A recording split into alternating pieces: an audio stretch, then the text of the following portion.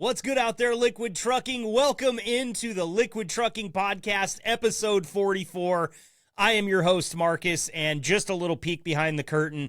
I totally just started to record this segment with my microphone off, so my editor, Mike, will have fun looking at my face moving on the video and nothing coming out of my mouth, which is a giant oddity.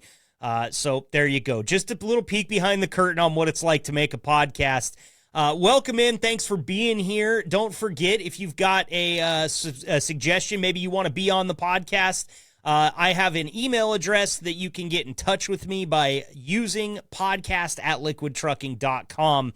Love to have drivers on and staff members as well. Love all your guys' suggestions. We get good ones from drivers all the time. So if you've got my phone number, feel free to use it. And if not, reach out there to me. Once again, podcast@liquidtrucking.com. I'm very excited about this episode because, it's an episode about hunting, and as we've talked about before, I am a hunter. Pretty avid one. I'm not one of those guys that you're going to find out there every single week, but each year, for sure, I take some time off, as you all know. Took a week off to go antelope hunting here a few weeks back, and then towards the end of October, I'll be taking some time off again to go on an elk hunt back in my hometown of Enterprise, Oregon. So you're talking to a guy here that loves to talk about hunting, loves to go hunting, loves to hear hunting stories, loves to cook all that fantastic game meat that we get. I love every aspect about it, man. Hunting's always had a very big spot in my heart. It's one of the places where I got to develop the relationship that I have with my dad now. And you know, I'm one of those people that believes that hunting is a real tough thing to take up on your own. Typically, there is somebody in your life, if you have become a hunter, there's somebody or some people in your life that were very instrumental in passing that love down to you and teaching you the correct way to do it, teaching you the respect for the land and the respect for the wildlife, the firearm safety. There are so many little things that go into being a safe and effective hunter. And without my dad and all of his brothers and some of my cousins, I never would have learned any of these things. My attention span is that of a tweet bird looking at a Cheeto.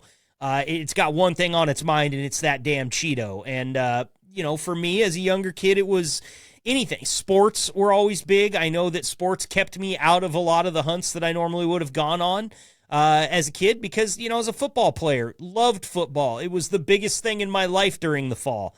And fall is hunting season, man, so missed out on some hunts because of football, missed out on some hunts because of wrestling, missed out on some hunts because I was a musician, had a band, wanted to play shows with my band rather than go hunting for the weekend. So I get it, man, and if it wasn't for my dad and the family members that I've already mentioned, I don't think that I would still be into it to this day. And here I am sitting at 40 years old, and it's something where I save my time off each year to try to make sure that I've got more than enough, or at the very least, exactly enough time to go and spend time with my dad and my other family members and, try to put some meat in the freezer. And that's really what it's always about for us.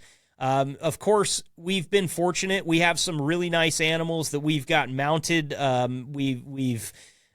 don't always lose that battle. Sometimes you get lucky and you get a big one. And yes, we have framed those memories up on the wall, and we're very glad that we have because you talk about hunting, and one of the biggest things about hunting for all of us involved is the stories that come with it.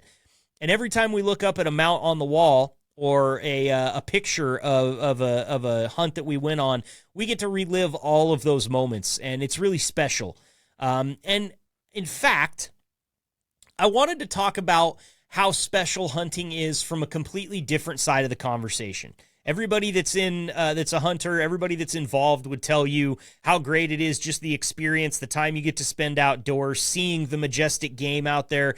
There's 1,000 things that go into it that make it more than worth the time it takes to prepare. But there's some things that go unsaid and unmentioned sometimes, and I want to take a second today to put some of those out there. And that is that hunters really are some of the largest and most dedicated conservationists that we have in this country.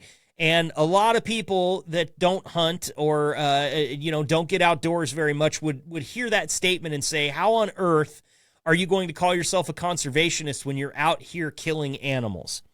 And listen, I get it. That is a common mindset from people who are staunchly against hunting, whether it be because they don't think any animal should be taken in that way, killed in that way, or whether they are a do no harm to animals type person. There's a lot of different people out there that are anti-hunting for one reason or another.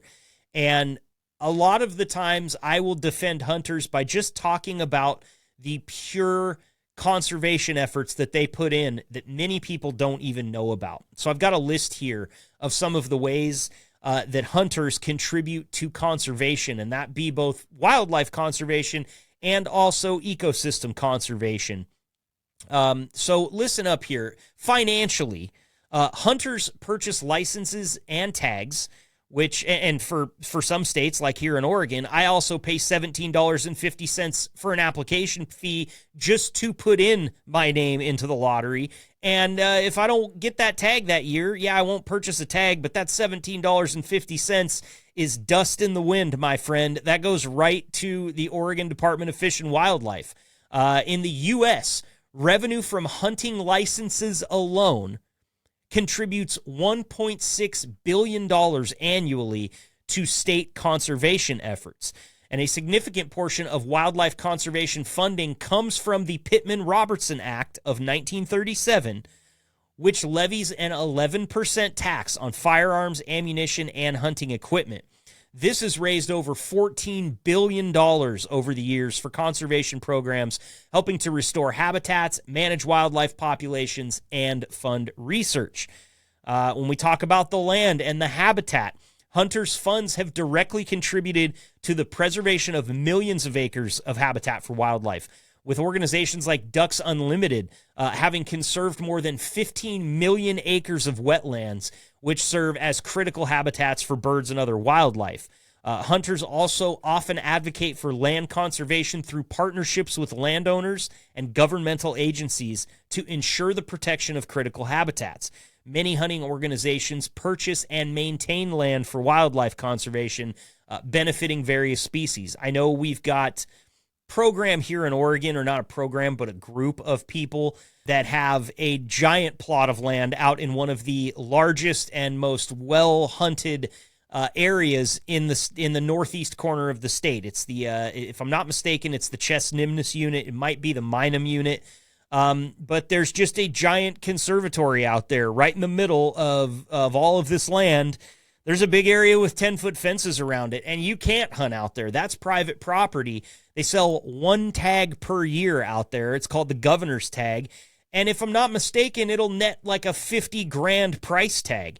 All that money goes right back into conserving that wildlife habitat. And there's a ton of game in there. And look, they're living their best life, man. They're fat and happy, and nobody's really bugging them. But that's just one example of big money that goes into these conservation funds. It is directly given back to the ecosystem, given back to the wildlife to help manage, research, and maintain. And we haven't even talked about the herd control with hunting yet, which is a very important aspect to all of this. Hunting plays a vital role in maintaining balanced wildlife populations.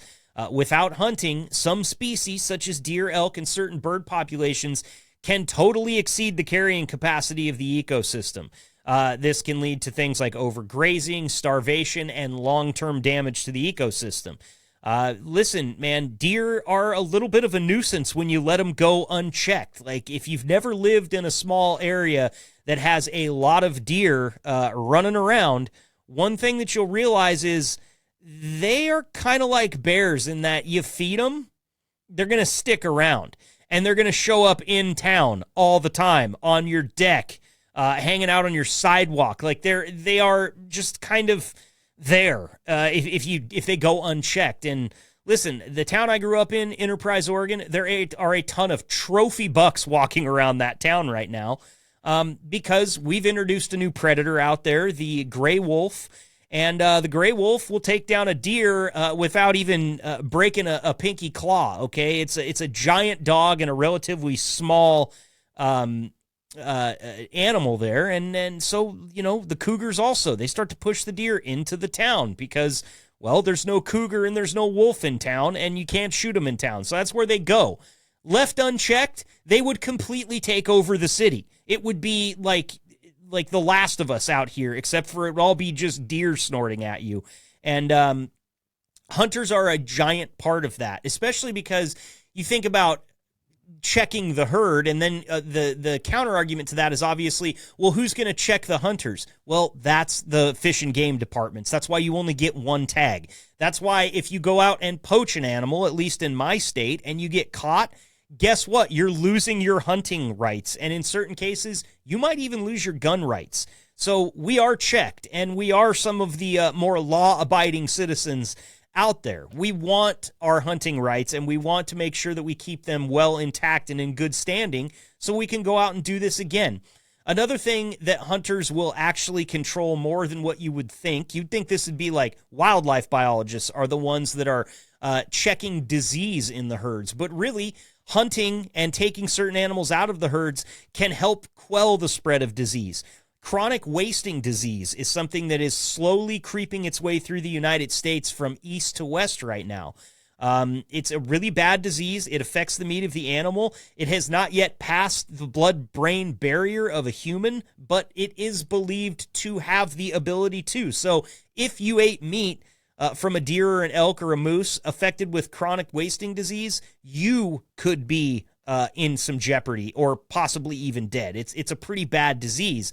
And so while this disease starts to move its way from east to west in the United States, hunters are some of the first ones to catch on to this. Why? Well, when you shoot a deer or an elk or a moose out in the field, what's the first thing you do? You gut it and you skin it typically so that the meat can stay fresh for as long as possible. And chronic wasting disease has a telltale sign, these little white bumps all over the meat, especially in the rib cage. Hunters might be the first ones to come upon that. Wildlife biologists are doing great work out there. They're always checking in on stuff like this, but they're not actively out harvesting game unless they need to be, unless there's a conflict somewhere. So they might not see that this herd has chronic wasting disease because maybe there wasn't a vehicle collision with a deer. Maybe there wasn't a cougar kill that got left on a farm somewhere, and they don't ever get to dissect it and see. Hunters will bring them that information, and it can help stop the spread of diseases like chronic wasting disease, which as a hunter, man, really don't like to see that stuff. And we already talked about this a little bit, but just to wrap it up here, you've got organizations like the Rocky Mountain Elk Foundation, Pheasants Forever, and we already mentioned Ducks Unlimited, that are primarily funded by hunters and have been instrumental in wildlife habitat conservation and management. They support not only game species, but also non-game species that benefit from the improved habitat. So there you go, just a nice little package of facts that you can use to defend yourself, you dastardly hunter, if somebody gets in your face about it. I will, this is my hill to die on, for sure. I live in one of the most blue areas in this entire country. Portland's only a couple hours north of me. San Francisco's only about 8 hours south, and sandwiched here in the middle is the hippie paradise that is Eugene. And I run into a lot of people that look down their nose at me or cross their gaze at me because they've learned that I'm a hunter. And what I do find is most of them, you can change that mindset if you give them some good facts and some good reasons that we as hunters are actually some of the best conservationists that you have out there. So take that with a grain of salt or with the whole bag, however you will. Just some facts that I felt good about bringing up today. So that's going to wrap up the intro portion of this podcast episode.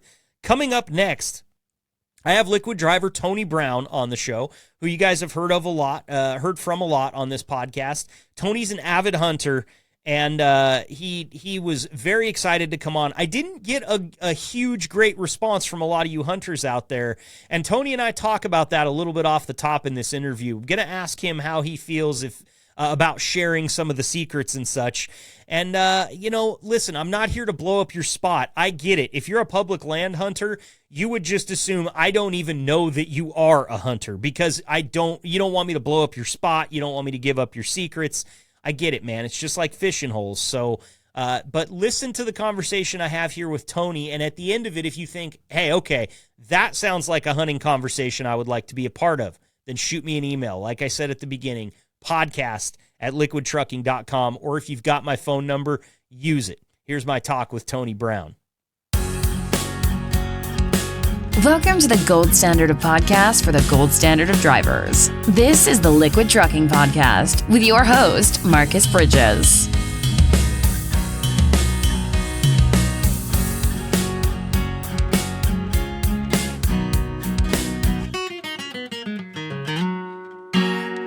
Joining me next here on our Liquid Trucking Podcast that's all about the hunters of liquid trucking, I've got one of the only guys that I could convince to come on and talk to me a little bit about his hunting experience, and that's liquid driver Tony Brown. Tony, appreciate your time as always, man. Welcome back to the show.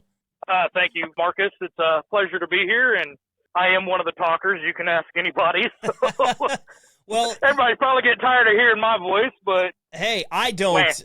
Trust me, I'm the one that they're sick of hearing of at this point, Tony. There's nobody else that supersedes that, okay?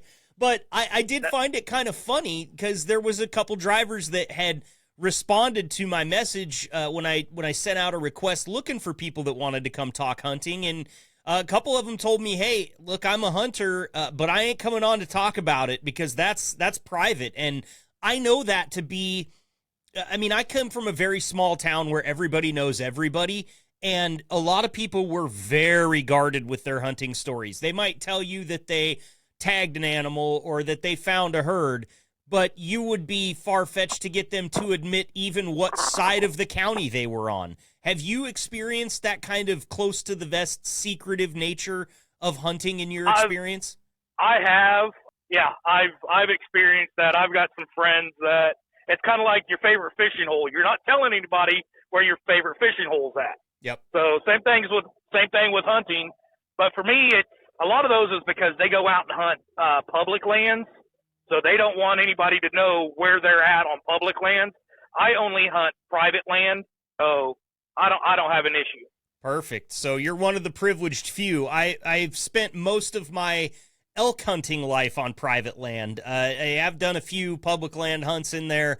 And look, I totally get it, especially in a place with the population like you guys have out there, kind of the Omaha area and you know, out there in Iowa near Council Bluffs. I know there's a bunch of people out there. And so public land, like if somebody messes up your hunt on public land, that can put you back weeks of scouting that you've put in and stuff like that. I mean, I told a story recently, just this antelope hunt that I was on. I'd been sitting in a blind watching a damn dry lake bed for half a day, and a dude just came out of the brush and walked right across it. And it was on public land. There's nothing I could do about it, but the hunt was ruined. There weren't going to be antelope within 3 miles of that lake bed with the dude just strolling across the middle of it. So I get it, but I also really like to talk about it. So that's the battle that I fight every day, Tony. Yeah, I love to hunt. I grew up hunting, you know, from a very, very early age when I could first pick up and shoot a rifle safely, you know, on my own. I always had my grandfather right there. You know, he was my biggest influence, my biggest supporter when it came to hunting. He's the one that really got me into it. You know, growing up on a farm down in Oklahoma, and that was a way of life for us, was hunting. And it wasn't just big game. It was everything from rabbits, squirrels, goose. I never got to go goose hunting with them. I did get to go duck hunting, but I don't know. Well, no, I'm glad you bring it up because I was going to ask you, you know, kind of where the origins of hunting started for you. And I think that every person that is into hunting and really enjoys going out to do it normally has a story like that. It's very rare that somebody picked it up at a young age as a kid without an influence or a mentor there. For me, it was my dad and to a certain extent his brothers, because my dad has 4 brothers. So when I was really young, it was always like deer camp or elk camp. And we went out with all the brothers and a bunch of my cousins, and, you know, we had a gigantic hunting party. That's tapered off a little bit since, but without, especially my dad and besides that, some of my uncles being there, I don't think I'd even be into it anymore, Tony. I don't know. As a kid, I didn't. This is a question I was going to ask you. Did you struggle with the motivation as a kid? Because my first hunting experiences where I really got into it were waterfowl, like you were saying, ducks and geese. My dad would go out every single weekend, every single day, and many times he would come to me and say, hey, we're going out Saturday morning, we're going out Sunday morning. And I was probably about 60% on those hunts. Like, if it was a weekend and maybe I just played a football game the night before, or we had a wrestling meet or something like that, I honestly skipped out on probably 40% of those hunting trips, and I kicked myself every day for it as an adult. Did you ever have a struggle like that when you were younger? No, absolutely not. For me, it was, if it wasn't, for when I was, a little bit older in high school, middle school and high school, having wrestling tournaments, football games on Thursdays and Friday nights. But during the weekend, I was out there with my grandfather. We had our rifles out and we were hunting. Whatever season it was, we were out there. Yeah. So, like you said, a way of life. And because this wasn't just for recreation for you, I'm sure this was food for the family. You were putting meat on the table when you were out there hunting with your grandpa. Yeah. I mean, my grandfather had a really good full-time job. He provided really well because we didn't really make money off of the farm. Hunting was more recreation for us, but it was the love of it. It was the love of God's creation of our meat source, and we were proud of it. We were respectful hunters. We never took what we didn't plan to eat. Mm-hmm. And even today, as a hunter, me and my wife, we go hunting and say we both get our limit. Well, we know with our limit that we can take in Oklahoma, we can't eat it all. So we actually donate a lot of what we take to Hunters Against Hunger. Oh, that's really cool. And that must be an organization that will take in wild game meat and then donate it to food, soup kitchens, things like that are helping people on hard times? Yes, that's exactly what they do. Very cool. I did not know that was an organization. So Hunters Against Hunger, I'm actually going to look that up right now so I can give out a website, because I'm sure that there's some people that would be willing to do the same thing, because that's a big part for me. I hate seeing waste in hunting because I don't know if you feel like this, but I've always felt like, when I was a kid and to a certain extent when I was an adult, I've had people look down upon me for hunting, and a lot of those people would consider themselves environmentalists, okay? And I always have this thing in the back of my mind, and I've said it before. It kind of throws it into an environmentalist face, and they don't like it when you say this. But I do like to tell them, listen, as a lifelong hunter in the state of Oregon, you pile up all my tag fees, all my application fees, and all the work I've done out in the field. I've done way more for conservation than 99% of the environmentalists that I know, because that's what hunting is about. We need to do this. It helps control the herds. It helps keep from overpopulation and herds getting decimated by illness. What are your thoughts where that's concerned? Because I've always seen myself as a conservationist because I'm a hunter. Has anybody ever kind of thrown that in your face before? I mean, I hear you say you donate game meat to this awesome organization, Hunters Against Hunger. You're like the best kind of hunter there is, Tony, because there's never going to be any waste with you. Even if you know you can't eat it, you've still got a good place to put it. So I've been approached by conservationists, people that claim, to be PETA, and they're, concerned about the environment. But real hunters, and there's a lot of us out there. I mean, the vast majority of hunters today are about conservation. And it's not just about wildlife management, keeping some of the numbers down, because it's, if we just let them run rampant, insurance premiums are going to go up because that's more animals hitting the highways, taking out cars. Yep, it's true. It's true, and it's crazy to think about that. Is that's one thing that people don't ever think about, is how many fatalities and terrible injuries happen because people strike wildlife on the highways. I mean, you guys see it. You're out there. Truck drivers are going to see that.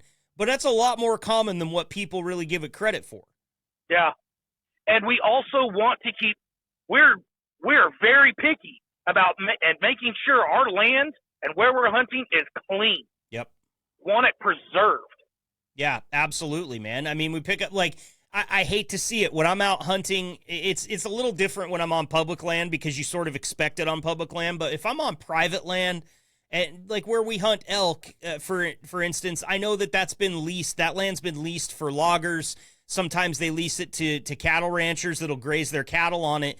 And when I see like a beer can smashed sitting on the side of one of the roads, or I see an old can of beans or something like that that somebody's opened out there on the range, man, it makes me just kind of, it pisses me off. I'll be honest with you. I don't want to see absolutely. that stuff out there because I think about it from the standpoint of the game itself. Like if I was a deer, I don't want to walk up on a piece of garbage. I know that's a dumb thought, but it's what goes through my head.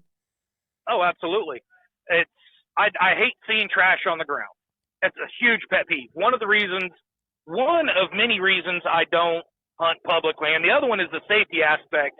Where I'm from, down in Oklahoma, there's guys that think they own these certain sections of public land, and you go into their area, they're liable to shoot at you.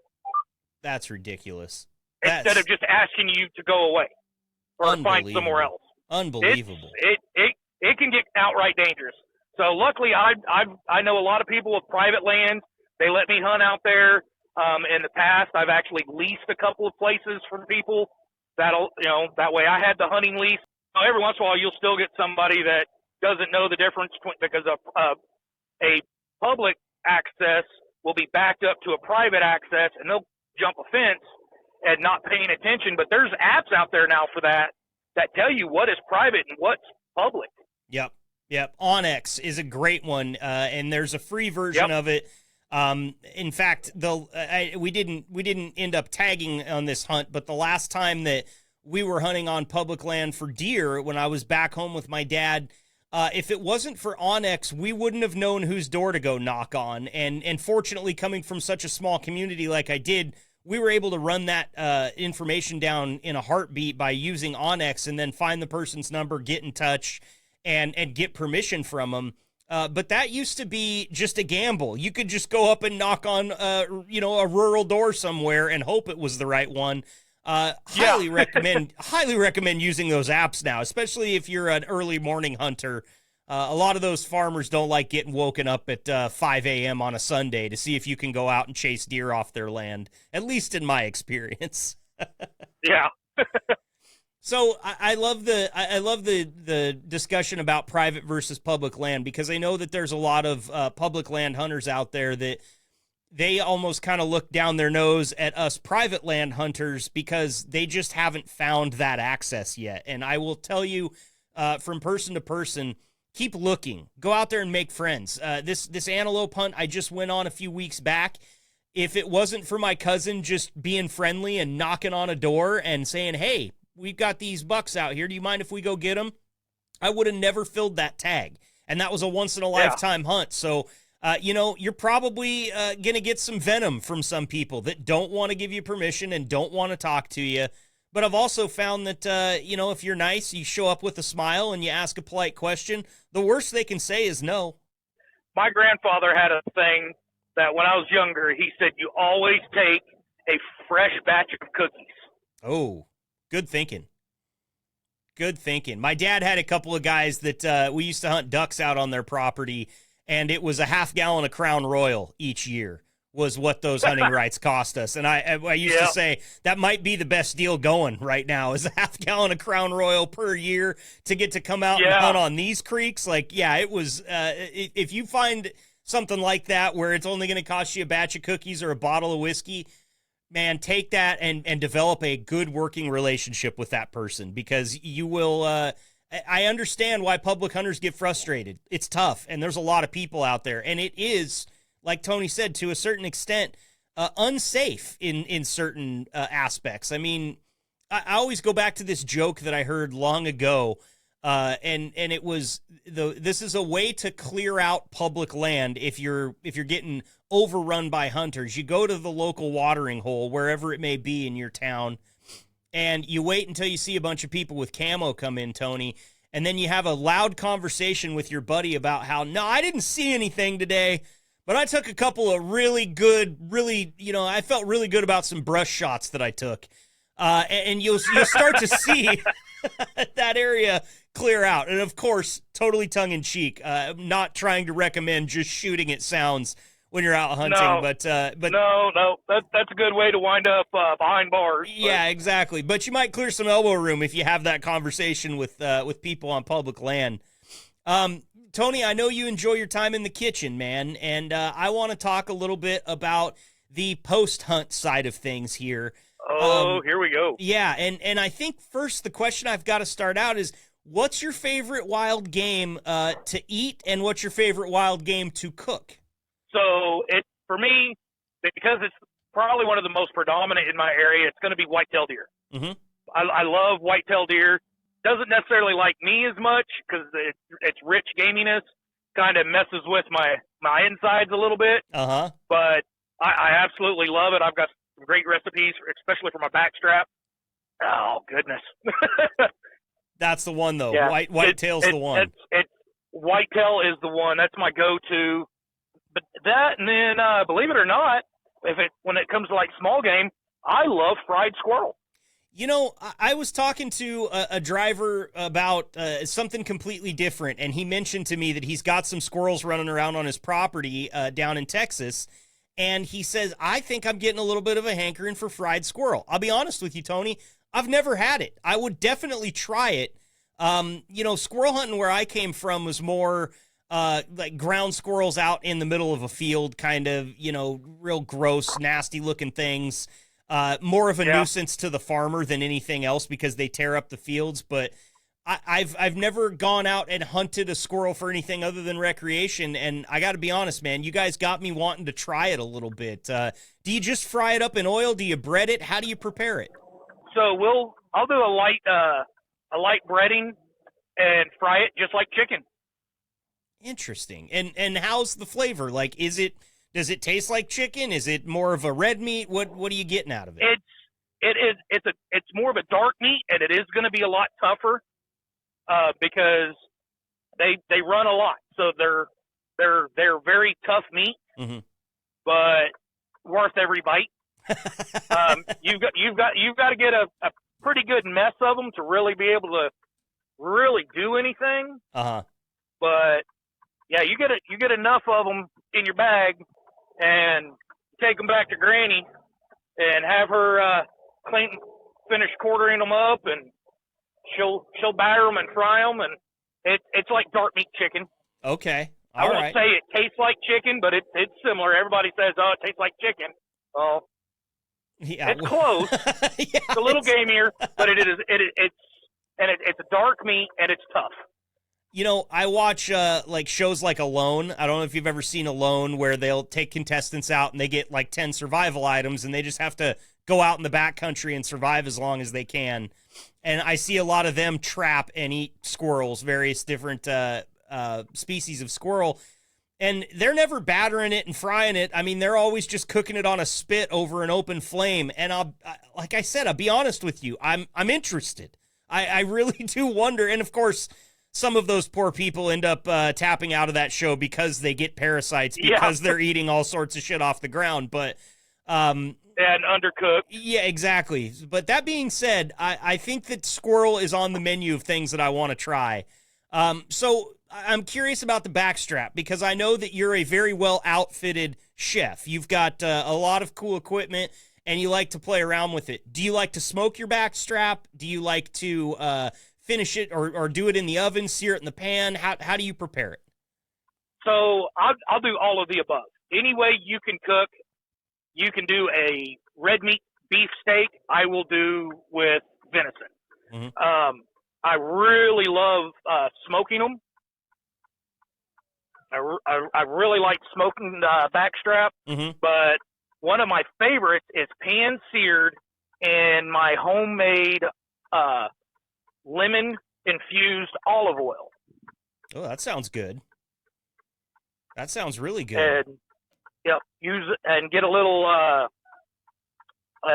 bit of lemon pepper, and then pat it in, season it, and then lightly pan sear it in that olive oil, that lemon infused olive oil, and then finish it off in the oven at about 275 to 300 for about another 30 to 45 minutes. Uh-huh.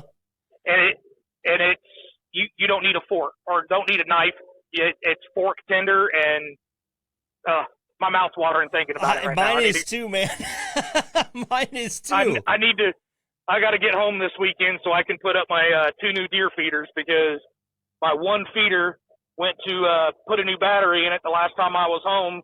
Me and my wife went and got a pallet of corn, and before I filled it up, I went to check the battery in it and noticed, because it's digital and it's on a timer, so I've got it set to where it'll kick out some corn twice a day, and noticed it won't even turn on anymore. Uh-oh. It's completely shot. So I told my wife, I was like, well, I need to buy a new head unit for this corn feeder, and got to looking at the price of the replacement for it, and it was only $20 cheaper than just buying a whole feeder. A whole new one. Oh, God, I hate that. So I bought 2 of them. Nice. And my wife, she kind of just looked at me when I came home from Atwoods with it, and she's like, wait a minute, I thought you only needed to replace the head unit on it. I said, yeah, I did. I said, but it was only $20 more. She goes, yeah, but there's 2 of them. I said, well, I've got 2 places I want to put feeders now. There's nothing wrong with a little extra. I said, we've been talking about it since I got the first one that I've wanted a second one. So I went ahead and got my second one. Perfect. Well, I'll tell you, just on the order of what my favorite is, I will say I've been a giant fan of elk my entire life, and I think that part of that is when you tag an elk, you have so much meat. And every cut that you can possibly imagine, you end up with, 20 or 30 pounds of burger, and you end up with 20 or 30 pounds of steak, and it just keeps coming. So I've always had a lot of elk, even though I've only tagged out a couple of times in my life. We always kind of share alike amongst the hunting party. But after I killed this antelope, I will tell you right now that antelope has supplanted elk at the top of my list as far as my favorite game meat is concerned. And I hate that, Tony, because it took me 20 years to draw this antelope tag. And I probably won't get another one until I'm almost retired. And they produce a grand total of like 16 pounds of meat. I mean, you get hardly anything off of them. They're such a small animal. Isn't that crazy how, I can fully dress out 180 to 220 pound whitetail, and I only get about 40, 50 pounds worth of meat. Yeah. Yeah, man. There's a lot of bones and guts and blood and all sorts of other stuff on that animal that you don't want to eat. You can try it, but it ain't worth it. It's always been a real head scratcher for me, but I'll tell you what I did. I sectioned the backstrap into 4 roasts, basically, and I took the smallest one here recently. You might have seen it on my Facebook, but I slathered it in bacon grease, and then I took it out on the smoker and smoked it up until it was just about at temperature, and then I brought it in on a really ripping hot cast iron pan and seared it off on both sides. And you said fork tender. This thing was spoon tender. You could have peeled pieces of this roast off. And I'd never seen something that tender. I mean, I've eaten backstrap from elk and deer my entire life, and this antelope was a completely different ball game as far as the toughness was concerned. Not quite as gamey as whitetail, but and some of the smoked salt and pepper, of course, my friend. Don't act like I didn't put some of that on it. It was amazing, so good. And now I'm sitting there staring at the last 3 of them that I've got in my freezer and thinking, like, what milestones do we need to have? Like, is this like I got to wait 15 years for my wife and I's 25th wedding anniversary to actually cook this thing? Because I want something that exciting and that special before I'm ever going to take those things out of the freezer again. I've ruined myself, Tony. Yeah, see, I've had elk before, but I've never had antelope, and those are 2 hunts that I've always wanted to go on. I'm really hoping it falls into place this year for my bear hunt. Oh, nice. I'm really looking forward to that. As long as everything goes right. It's a buddy of mine. He's got a private cabin down in southeast Oklahoma, and there's a lot of black bear down there. And I got a hold of him. I said, "Hey, are we still going this year?" He says, "Man," he goes, "I just don't know." He goes, "I'll let you know." He goes, "But as of right now," he goes, "I just don't know because work's crazy for him right now." It's too bad, man. I hope I'd be calling work and telling him, "Hey, sorry," just like I did for the antelope hunt. Like, I'm gone for a week. I hope it doesn't cause too many headaches, even though I know it will. But it's you only get so many chances to go out and do this, and especially with something like bear. If they're not around, they're not around. You're not going to go find them. At least where I've hunted bear in the past, I've only been lucky enough to, I think, see 4 or 5 bears in the wild my entire life, and never was that during bear season when I've had a bear tag. That's just, in fact, I don't think they exist out there when the seasons are out there. It's just when they're not in season, that's when you see them. So fingers crossed for you, man. I hope you get to go hunt bear. There's nothing better than bear jerky. Bear is kind of fatty and a little bit greasy meat, and it makes phenomenal smoked jerky. I'm making your mouth water more. I can tell. Yeah, I've had bear meat before. I've just never had the opportunity to hunt one myself. So that's why I'm really, really hoping for it this year, because I already told my wife, I said, I don't care what it's going to cost us. I said, I will have that hide tanned, and we will have a bearskin rug with the head still attached. That's awesome, man. That's so cool. My dad has one, so it's actually didn't come out of our hunting group, but there's a gunsmith that lives in the town that I grew up in that had a former Alaskan record Kodiak bear rug, and he bought a one-story house, and the rug was too big to go on his wall, and he definitely didn't have floor space for it. My dad and mom have a vaulted ceiling wall in their house that's probably runs up to almost 30 feet. And so when I was a kid, the guy said to my dad, "Look, I can't hang this thing. Do you want it hanging on your wall?" And they brought that thing over, Tony, in a refrigerator box, and it took like 6 full-grown adults to get just the hide up on the wall for that Kodiak bear. I know you're talking about hunting black bears. It's a little bit of a different thing, but that Kodiak bear rug, if it didn't have the claws and the teeth still intact, would sleep 6 comfortably without a problem. Yeah, I've heard they're pretty big. I know black bears, they're decent size. They don't get that big though. No.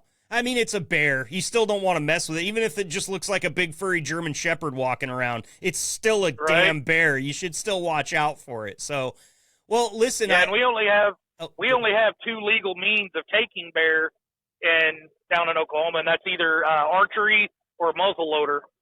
Oh, okay. So which would you pick? I'm probably going to use my muzzle loader. Okay. Unless I can convince my wife to let me go buy a new crossbow this weekend. Well, you shouldn't have showed her the 2 deer feeders before you asked that question. Yeah, I've been hounding her since we met about getting a new crossbow, because the one that I had, my grandfather gave me a long, long time ago. It finally decided it was done, yeah. And one of the limbs on it, one of the limbs cracked and broke. Yeah, those things don't last forever. I'm sure, and especially not an older one like that that's seen lots of use, So that actually brings me to my next question here before I let you go, because it's on every hunter's mind. It's on my mind. Let's talk a little bit about your caliber choice.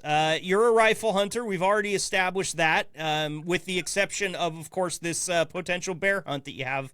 But for your whitetail deer, what caliber are we choosing here, and why is that the choice? So my caliber of choice, some people think it's overkill. For me, I think it's just perfect. As I like a 270. Okay. For deer, I don't see that being overkill. I think that's just fine. I really like my 270. To me, it's the perfect round. And why is that? So it's got a slower muzzle velocity, and being a heavy, it does have a fast muzzle velocity, but compared to like 223, my 243, it's not as fast, especially when I'm using a much, much heavier grain round. Mm-hmm. And it just has that thump. It hits. It's got the knockdown power without over penetrating. Because that's my biggest concern with a lot of rounds is over penetration. Yep, it's true, man. I'll be honest with you. I wouldn't admit this to most people because I'm 40 and it sounds like such a childish thing, but I love this gun so much that I'm totally going to give up the secret on this podcast. When I was a kid, my dad bought me a Featherlight 243 Ruger M77 model 243, and it was too big for me. It was too long. I had these short little arms. I'm a short American. I couldn't hold on to it. So we took it to the gunsmith and had him lop, I don't know, I would say maybe 3.5 inches off the stock so that I could actually lift the gun up and get my hand to the trigger. And then, of course, like all kids do, I grew up a lot the next couple of years, and all of a sudden the gun was too small. Well, my dad actually saved the end of that stock that they cut off, took it back to the gunsmith, and it is now reattached on the stock of the gun. So it's still a Featherlight model, and even with a Leupold 3-9 power scope on it, I can still hold it up like a pistol. I haven't gotten the balls to fire it like that yet. But back to the caliber, I love the round. You talked about it being the 243 being a faster round. That's what I love about it. I've always called that gun a little tack driver because that's what I feel like it is. It's pinpoint accurate. That thing had sat in the closet for 4 years because I just hadn't gotten any deer tags that I was able to go and hunt on. And I brought it home to have my dad help me sight it in before that antelope hunt. And I didn't get a chance to go out there with him, had to get back here to do work. And he took it out and he said, it's still dialed in at 300 yards. I mean, it sat for 4 years and that thing was still, perfect. Nice little 3-shot group at 300 yards. Love the 243. Yeah, when I was a kid, my very first deer was shot with a Ruger 243 bolt action rifle, and I still own that rifle today. That's awesome. I've taken multiple deer with that rifle. We call it Old Faithful. Yeah. Yep. Because all my guns have names, and that one's Old Faithful. That one was passed down to me from my grandfather after I shot my first deer with it. That was a crazy story all on its own on that one. But, yeah, that 243, it's a remarkable rifle. They're extremely accurate. I mean, you can attest to this. You know, you've got one. But I've got a Leupold scope on mine as well. Oh, they're amazing, man. And that's, like I said, giving up the secret here. It's the same gun I killed my first buck with, and I'll have it until I'm in the ground. That thing will get gifted down to when I pass away to one of my nephews, I would imagine, because I don't see any reason to ever go away from it for smaller big game like deer and antelope. It's just, even at 300 yards, I poked that antelope at between 250 and 300 yards with that thing. And for those of you that aren't hunters that are listening to this, we have a term in the hunting community we use called dead on its feet. And that means that you made a really good shot, and that animal, before it hit the ground, was probably dispatched. It was done. Its blood pressure dropped to 0 immediately. It was unalived. Right, a quick, ethical kill, which is exactly what you want. And if you can do that with a small caliber like that at 300 yards, man, sign me up every time, because listen, I hunt elk with a borrowed 300 Winchester Magnum, and I think about it before I pull the trigger from that 300 Win Mag. I don't even think about pulling the trigger on my 243 because you don't even know that you fired a gun after you're done with that one. Yeah, my 270 I got to be real careful with. I've got a Savage 270. And I had a buddy of mine who was a gunsmith. I said, hey, I want you to take a couple pounds off this trigger. I said, I want it down to about a 3-pound pull, and I want you to eliminate the AccuTrigger on it. He said, okay, yeah, not a problem. He was familiar with it. He took it in, took care of it, and he went to give it back to me. He said, I think I'm going to have to buy you a new rifle. Uh-oh. I said, why? He said, don't breathe on that trigger. I said, what happened? He said, it's about a pound, pound and a half full. Wow. That's light. That's light, man. That's so you got to be real careful with the safety. That's all that you learned in that, right? With that rifle, I found out the hard way. I always look at where I'm, generally aiming before I take it off of safe anyway. That's the safest thing to do. Right. Now I will be in my breathing and dead scoped on target before I even consider real slowly sliding my thumb and pushing that safety from safe to fire real slowly, because I have had that rifle go off when taking it off of safe. Wow. And that's a real empty feeling when you have a misfire like that and one just goes off and blows a hole in the sky somewhere. It's somebody that's an experienced hunter that's been around when something like that has happened, you'll never forgive yourself for it. It's something you even if you didn't do something stupid, you feel stupid when something like that happens. Yeah, absolutely. Well, it's good that you know it now, man. It only takes a couple of times. I talk about that borrowed 300 Win Mag. My dad has a very light trigger pull on that thing. And that's not a gun you want to be holding on to and have it go off when you're not expecting it. It'll split your wig wide open. In fact, I've seen pictures of my dad standing over a dead elk with that gun with blood running down his nose because he scoped himself with it because it kicks so damn hard. So it's one of my kids learned the hard way and got scope bit. Oh man, it's a lesson, and you should definitely take pictures of it when it happens, if it ever happens to you, because you'll look back at it and smile. It'll just take a few years for that knot on your forehead to go away. Yeah.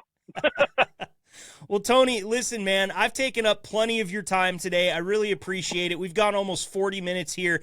Listen, if you're a driver out there listening to this and thinking, man, I want to talk about hunting, then come on, man. I sent every single driver a message. Tony was the only one willing to come on and have the conversation. I totally get you don't want to give up your spots, but I'm hoping that this conversation gave you a bit of a peek behind the curtain on what it's going to be like. I don't want your secrets. I just want to talk hunting like we're sitting around the fire. So I hope it was good for you, Tony. I hope you enjoyed the conversation, and I hope we didn't blow up any of your spots, but you're a privileged private land hunter. I think you'll be fine. Yeah, I've got my 40 acres, and then I've got, like I said, I've got a couple buddies that let me come hunt on their property, and then I've also got other family land that were my grandfather's brother. So one of my uncles that lives 15 miles from me, he lets me come over to his. He's got 300 acres to hunt on. So you're set. Yeah, I've got plenty of land to hunt on, and and what's funny is I don't even have to really leave my front porch. That's great. That's great, man. Well, I'm glad to hear it. Any final thoughts before I let you go? Anything you want to say to some of the drivers that might be listening out there? Hey, guys, like Marcus said, he threw that invite out there. You want to talk about hunting? Let's talk about hunting. So we can all share some stories. Heck yeah, man. I'd love to have a campfire chat where we tell some hunting stories on this podcast. So if you're listening and this is giving you the itch, get in touch with me. Shoot me an email, podcast@liquidtrucking.com. Thanks, Tony Brown. Appreciate your time as always, my friend. Be safe out there. Keep the shiny side up, all right? Will do. Appreciate it.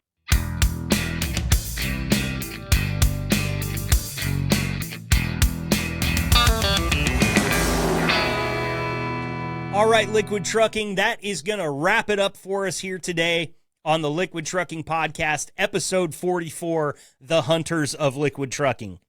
And unfortunately, because I only got to talk to one hunter, you would think that the only hunters of Liquid Trucking are Tony and myself. I know that's not the case. I've talked to enough of you to know that you're gearing up for some fall hunts here. Maybe you got a bear tag, maybe you got a deer tag, maybe some of you are out there in the Great Plains hunting some antelope, or you've got elk season coming up, which is what I'm just chomping at the bit for right now. So if that's the case and you think you want to talk hunting now that we're into it and you've heard what a hunting talk on this podcast would sound like, I would love to have you on. Again, email me, podcast@liquidtrucking.com, or go ahead and shoot me a text message or a phone call if you've got my phone number. And understand the only reason I'm not giving out my phone number on this podcast all the time is because I'm not 100% sure what the exact number of trucks that Liquid has is, but it's like it's somewhere between 180 or 150 and 200 trucks. Okay, let's put it there. Somewhere between 150 and 200 trucks. This podcast garners somewhere in the neighborhood of like 800 listens a week.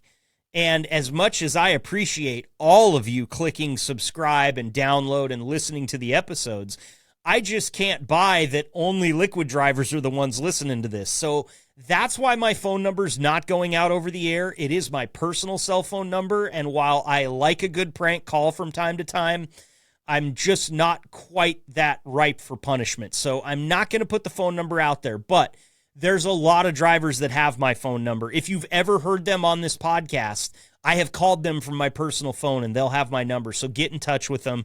Just to name a few guys that would love to give you my number, Polar Bear's got it. Mike Stanfield's got it. The entire Teenage Hotline, for the most part, has my number.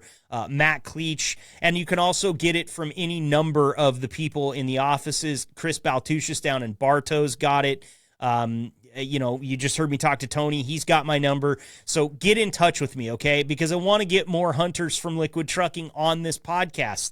I know Tony's not the only one. He might be cooking up some of the tastiest recipes after the hunt, but he's not the only one out there packing heat. So let's talk about it. It was a real fun conversation, and I can't wait for the rest of hunting season. The other thing I would like to see, and you can send me these, podcast@liquidtrucking.com.